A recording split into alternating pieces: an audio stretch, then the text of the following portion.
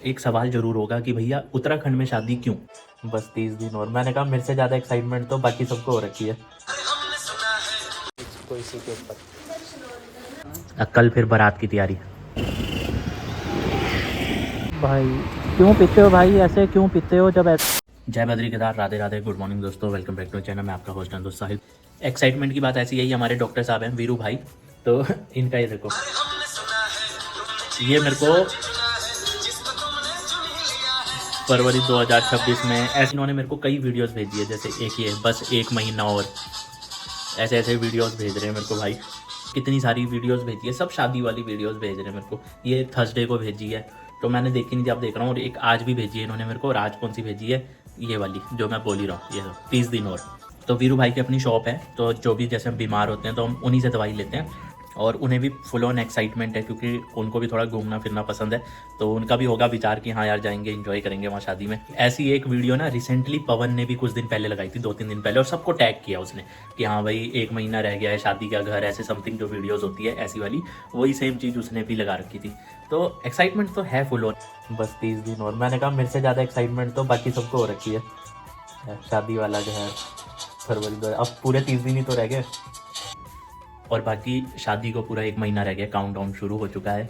और कुछ लोग बहुत ज़्यादा एक्साइटेड हैं शादी को लेके। अभी मैंने अपनी प्रॉपर शॉपिंग नहीं करी है, और बाकी लोगों ने अपनी शॉपिंग कर भी ली है। इसी बात का मजा है कि भाई गांव में जाके जो शादी होगी ना, क्योंकि गांव की शादी की रौनक अलग ही होती है। जो मेरे फिल्म के डायरेक्टर्स हैं, एक्टर्स हैं, जिन्होंने मेरे साथ में काम किया है, वो सब भी तैयार है कि भाई हमने शादी में जाना है। व्लॉगर्स हैं, लेकिन अभी तक मैंने उनको इन्विटेशन नहीं दिया है, क्योंकि मैं सोच रहा हूँ क्या करूँ। क्योंकि उनके लिए क्या है कि जो फिल्म लाइन के हैं, तो वो हम तो चलो जो हमारे रिश्तेदार हैं वो एक दूसरे के साथ एडजस्ट हो जाएंगे, है ना, लेकिन वो एडजस्ट नहीं हो पाएंगे ना एक दूसरे के साथ, मतलब हमारे लोगों के साथ। तो वो जो होंगे वो सेपरेट होंगे, तो उनके रहने की व्यवस्था करना, वो करना बहुत चैलेंजिंग होता है। जब कोई आ रहा है तो वो चीज़ देखनी है। हम अपने लोगों का तो एडजस्ट कर सकते हैं, बट उनके लिए अलग से एडजस्टमेंट करनी पड़ेगी। और फिर और भी कुछ चीज़ें हैं, तो बस वही कन्फ्यूज़न है। एक समस्या ये भी आती है कि जैसे हम चंडीगढ़ में रहते हैं और हम अपने देवभूमि में, उत्तराखंड, अपने पितरों की भूमि में शादी कर रहे हैं, बट हमारा क्या है कि हमारा गांव में कोई भी नहीं रहता है कि जिसको हम फ़ोन करके बोल दें कि भैया वहाँ किसी से बात करवा दो या कुछ है। तो सब चीज़ करने के लिए हमें खुद जाना पड़ा वहाँ पे, टेंट बुकिंग के लिए, हर एक चीज़ के लिए पहले हम गए। फिर हम मतलब अभी तक 3 बार राउंड लगा चुके हैं उत्तराखंड का गाड़ी में, ठीक है। तो जब एक बार गाड़ी जाती है 4-5 हज़ार का तेल लग जाता है, ठीक है। तो 3 बार जा चुके हैं, 15,000 रुपये आप ये रख लो। और जो ऊपर के खर्चे होते हैं वो अलग, खाना पीना जब जाते हैं सफ़र में, है ना, तो वो खर्चे अलग। तो मोटा मोटा आप ये रख लो, फिर भी 15,000 रुपये आप एक खर्चा रख लो कि 15,000 तो यही खर्चा हो गया। फिर अभी एक बार फिर अब मम्मी पापा जब जाएंगे शादी से कुछ दिन पहले गाड़ी लेके, सामान भी जाएगा साथ में थोड़ा और, ठीक है। तो वो फिर 20,000 का खर्चा सीधा ही रखो। फिर मैं अलग से जाऊँगा, ठीक है, तो जो मैं जाऊँगा मेरा खर्चा अलग होगा, आने का खर्चा। तो मतलब ये है कि भाई मतलब ये है कि ये खर्च। अरे यार एक सवाल ज़रूर होगा कि भैया उत्तराखंड में शादी क्यों? अगर आप चंडीगढ़ में रह रहे हो तो उत्तराखंड में शादी क्यों कर रहे हो? क्योंकि मेरा मन था त्रियोगी नारायण में शादी करने का, और त्रियोगी नारायण का भी अभी बहुत से लोगों को नहीं पता। केदारनाथ से पहले एक मंदिर है त्रियोगी नारायण, जो कि विष्णु भगवान का मंदिर है, उसकी बहुत मान्यता है। वहाँ पे शिव जी पार्वती माता ने फेरे लिए थे, तो इसलिए मान्यता है। लेकिन वहाँ पर आप 100-150 लोगों को नहीं ले जा सकते हो, सिर्फ 50-60 लोगों को ले जा सकते हो, मतलब लिमिटेड लोगों को, और दूर भी है। तो मेरा प्लान था वहाँ पर शादी करने का, डेस्टिनेशन वेडिंग जिसे बोलते हैं। बट हुआ ये कि घर वालों को वो चीज़ समझ में नहीं आई, और जब उनको समझ में नहीं आई तो फिर मैं क्या कर सकता था। तो मेरे पास कुछ ऑप्शन नहीं था भाई, मैं जहाँ शादी करूँ वहाँ पे पहाड़ हो, सीनरी हो, है ना, एक बढ़िया सा वो। तो मेरे को बस ये था, डेस्टिनेशन वेडिंग का एक वो था कि यार पहाड़ों में करनी है। तो जब त्रियोगी नारायण का वो चीज़ नहीं हो पाई, तो मैंने कहा फिर ठीक है, फिर एक काम करो, फिर मैंने सोचा कि मैं पौड़ी में देखता हूँ। पौड़ी में ना जो हमारा जो देवप्रयाग वाला रोड है, खोला चोरी की तरफ को जाते हैं, तो वहाँ पे रिजॉर्ट तो बने हुए हैं, लेकिन वहाँ पर भी क्या है कि लिमिटेड से ही हो सकता है। क्योंकि अगर गांव में हमारा कोई होता ना, तो एक चीज़ की सहायता ये हो जाती है कि हम फ़ोन करके काम करवा सकते हैं, लेकिन अब हमें खुद भाग दौड़ करनी पड़ेगी। बट मैंने कहा क्योंकि मेरा तो ड्रीम है कि भाई मेरे को पहाड़ों में ही करनी है। वैसे तो त्रियोगी नारायण करनी थी, बट पॉसिबल नहीं हो पाया, लेकिन करना तो कहीं पहाड़ों में ही था। तो मैंने कहा फिर हम अपने घर से ही करेंगे। हो सकता है कि शायद जो हमारे देवी देवता हैं, पितर हैं, वो चाह रहे हैं कि नहीं भाई तुम अपने घर से ही शादी करो। जैसे मैंने आपको पहले भी बताया कि सिर्फ पापा की शादी हुई है गाँव से, और पापा की शादी के बाद अब मेरी शादी हो रही है गाँव से। मेरी बुआ, चाचा, सबकी शादियाँ हिमाचल से हुई है। तो हमारा आना जाना इतना था नहीं गाँव में, अपने गाँव से लिंक टूट गया था, क्योंकि दादा दादी हिमाचल में रहते थे, हम चंडीगढ़ रहते थे। तो यही रीज़न था। तो हो सकता है शायद उनकी इच्छा हो कि नहीं अपने पितरों के घर से करो, तो यही रीज़न है। तो और मैं तो ये कहूँगा कि ये अच्छी चीज़ है कि अपने गांव से एक कनेक्शन भी जुड़ा रहेगा, वहाँ के लोगों को भी थोड़ा रोज़गार मिल जाएगा और अपने पितरों की भूमि से। और पहाड़ों में डेस्टिनेशन वेडिंग, लोग जो शहरों के लोग हैं वो पहाड़ों में जाते हैं डेस्टिनेशन वेडिंग करवाने के लिए, है ना। और हम तो खुद पहाड़ों में ही हमारा घर है, तो और मज़ा भी आता है। पहाड़ी शादी का एक अलग मज़ा होता है, क्योंकि आपने देखा इससे पहले भी मैंने कितनी बार व्लॉग बनाया पहाड़ी शादियों के। तो जब भी हम जाते हैं तो एक्साइटमेंट होती थी कि हाँ यार चलो फलाने की शादी है, उस गांव में गांव में जाएंगे, गढ़वाल जाएंगे, शादी में एंजॉय करेंगे। तो वो जो एक्साइटमेंट होती है ना गांव की, वो अलग ही होती है। और सबसे बढ़िया चीज़ ये होती है कि शादी का जब वीडियो बनता है, या जैसे मैं व्लॉग बनाऊंगा, व्लॉग मैं खुद ही बनाऊंगा शादी में। कई लोग सोच रहे हैं, बोल भी रहे हैं कि भाई तेरा व्लॉग कौन बनाएगा, तो व्लॉग मैं खुद ही बनाऊंगा शादी में अपना। ठीक है, चैलेंज है मेरे लिए कि मैं कैसे बना पाऊँगा शादी के बीच में खुद का व्लॉग, ये भी देखने वाली बात होगी। तो उसमें क्या है कि आपको ना जब पहाड़ों में शादी होगी तो ऑब्वियसली ये जो माउंटेन्स हैं, व्यूज़ है, लैंडस्केप्स है, तो वो एक बहुत बढ़िया बनेगा।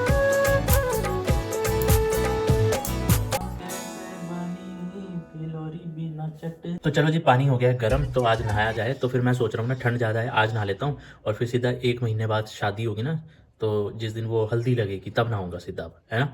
तो आज नहा लेते हैं, चलो यार, क्या बात है, क्या बात है, नहा लेते हैं आज, एक बड़ा काम हो जाएगा। चलिए, मैं चलिए क्यों बोल रहा हूँ भाई, आपको थोड़ी दिखाऊंगा नहाते हुए अपने आप को। मतलब मेरा कहने का मतलब है कि चलिए बाद में मिलते हैं, तो थोड़ी देर बाद मिलते हैं नहाने के बाद। तो मस्त नहा धो के धूप ले ली है, और ये देखो तुलसी की ना जड़ें दिखाई दे रही है, क्योंकि ये जब गमला हमारा टूट गया था, क्रैक आ गया था, हमने दूसरे गमले में लगाया था, तो ये जड़ें ना ऊपर रह गई है, तो काफ़ी दिख रही है जड़ें। और ये साथ में जितने भी ये पौधे से उग गए हैं ना, अपने आप घास उगी है, सब अपने आप उगे हैं। मतलब कुछ ऐसा इसमें था नहीं, इसमें सिर्फ तुलसी का वो था पौधा, अपने आप ही साइडों में ये सारा कुछ हो गया है, तो नेचुरल चीज़ है।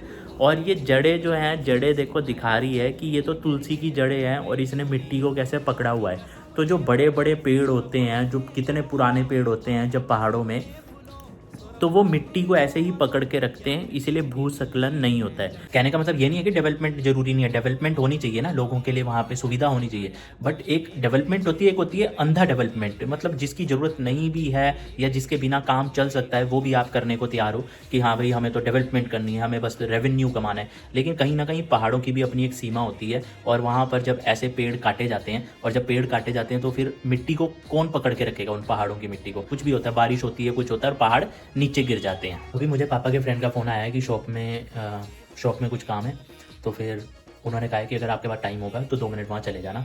तो मैं शॉप में बाड़ी तन्नी छुड़ी छुड़ान गोर बखरा, बस में बैठी डोर लगनी मिलना जोन जेब का तेरा।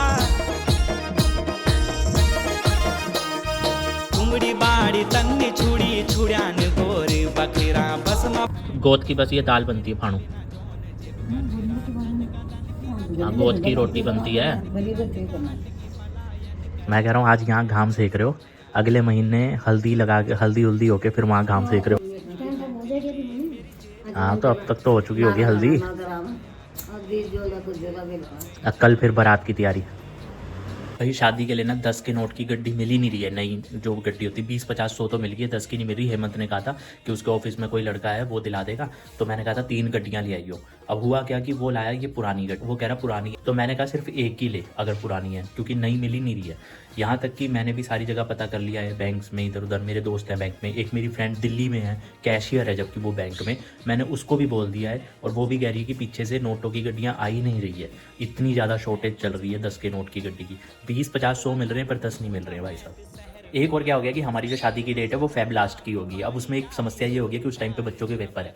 अब ये चीज़ मुझे नहीं पता था, क्योंकि मैंने जब भी अपने एग्जाम दिए हैं मार्च में दिए हैं, सिर्फ बोर्ड का एग्जाम दिया है फेब में, बाकी सब मार्च में होते थे एग्जाम। बट अब क्या होने लग गया है कि अब फेब में भी एग्जाम होने लग गए हैं, और ये जो डेट्स हैं, ये डेट्स मेरी होने वाली जो वाइफ है, हमने उनको बताई थी कि फेब में ये डेट है। तो स्टार्टिंग की 3, 4 तारीख, 10, 11 ऐसे थी।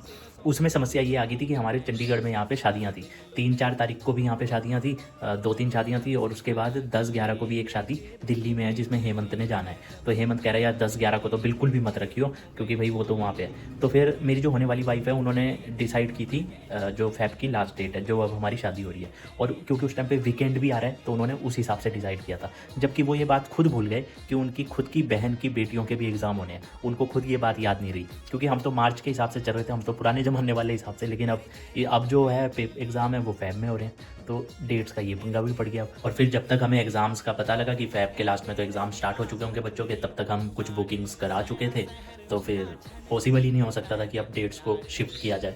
तो सारी बस कुछ ना कुछ हो जाता है ऐसे।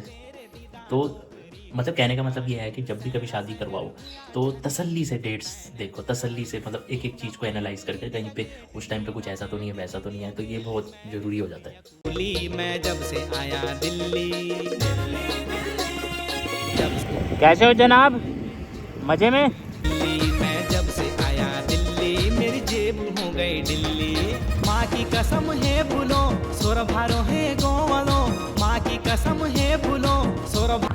रात को 11:15 बजे भाई साहब दारू पी के घूम रहा है बंदा यार, इतनी रात को, हद होगी। वो देखो हैं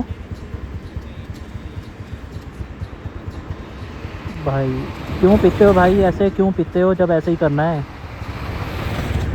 ए राम, अब ये रात को ऐसे सोएगा, ठंडा पड़ गया फिर तो हो गया। इतनी ठंड में ना स्वेटर है ना जैकेट है। ओहो नहीं नहीं, फैमिली कहाँ